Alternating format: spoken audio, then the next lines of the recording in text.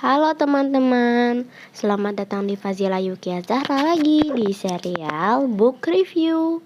Kali ini aku akan menceritakan ulang sebuah novel yang aku baru tamatin beberapa menit yang lalu.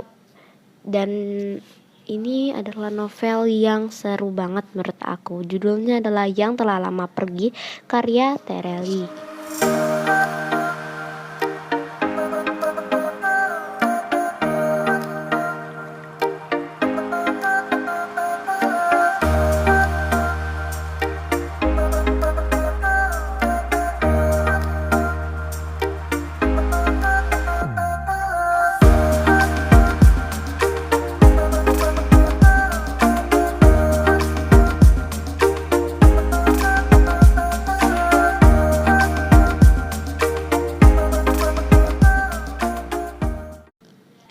Jadi this novel itu cocok buat kalian yang suka sejarah, suka geografi, suka aksi, dan beberapa sejenisnya. Dan yang paling penting suka cerita tentang laut, karena ini full tentang laut semua. Oke, jadi kita baca dulu sinopsis belakangnya. Sakit hati, kebencian, dendam kesumat, tangis dibalas tangis, luka dibalas luka. Gitu doang, iya emang gitu doang. Ini adalah novel 15+ yang harga aslinya tuh 105.000, tapi aku dapat diskon jadi 68.000 di toko buku Terelie di Shopee. Penerbitnya seperti biasa Sabak Grip ya guys.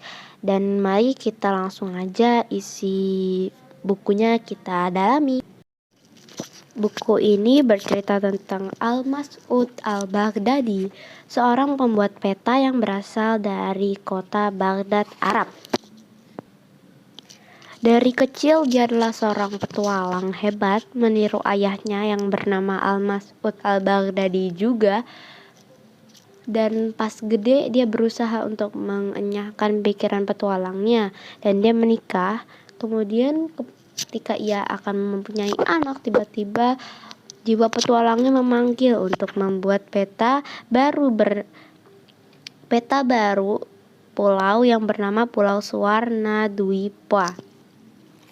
Kemudian di awal cerita ini Al-Mas'ud tiba-tiba berada di sebuah kapal perompak karena dia hendak mengambil gulungan peta-petanya. Tapi aku bingung kenapa bisa dia mau ngambil gulungan peta-peta yang ada di kapal perompak. Padahal kenapa bisa petanya ada di kapal perompak itu nggak dijelasin guys.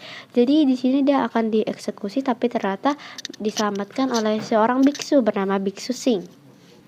Dan akhirnya oleh Biksu Singh ini direkomendasikan Mas'ud ini tinggal aja dan ikut dengan perompak karena perompak akan berujung di Pulau Suwarna Dwipa. Di kapal perompak itu Mas'ud mempunyai teman bernama Pembayun, sang penasihat tua Raja Perompak, kemudian Emisi gurunya yang seorang samurai buta yang mengajarkannya teknik-teknik samurai, dan beberapa teman lain seperti Ajwat, kepala koki dan sebagainya. Di sini full tentang balas dendam guys. Jadi oleh Pembayun itu diceritakan tentang masa lalu Remasud atau Raja Perompak dan Emishi, guru samurainya si Al-Mas'ud selama di kapal perompak. Tiba di kota Panai,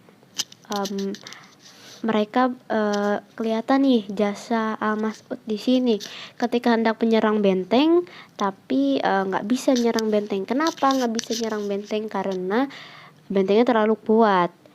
Dan Raja Perompak memerintahkan agar menghabiskan aja satu kota Panai tersebut, termasuk dengan penduduk-penduduknya, tapi oleh Al-Mas'ud dicegah.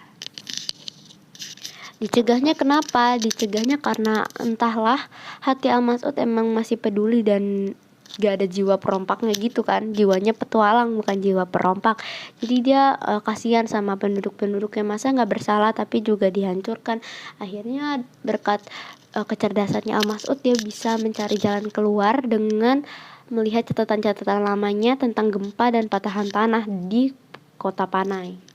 Kemudian saat berujung di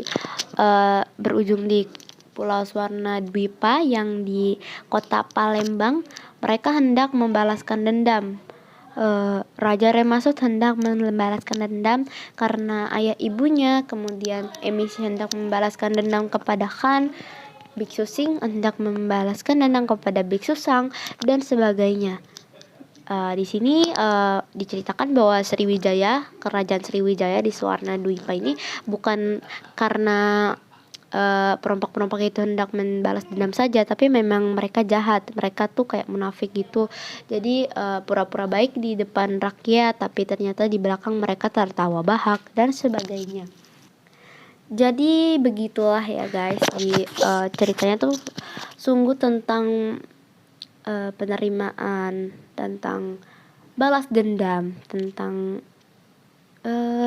kematian, dan tentang bajak laut sih. Jadi pokoknya ini cerita tentang bajak laut lah, pokoknya kehidupan bajak laut dan Mas'ud yang kesasar ke kapal bajak laut yang hendak membuat peta Swarna Dwipa. Sebenarnya dia susah untuk bisa membuat peta tersebut karena istrinya nggak ngizinin gitu, karena kan lagi hamil ya. Jadi gitu deh cerita tentang yang telah lama pergi. Ya guys, kalian wajib banget untuk baca.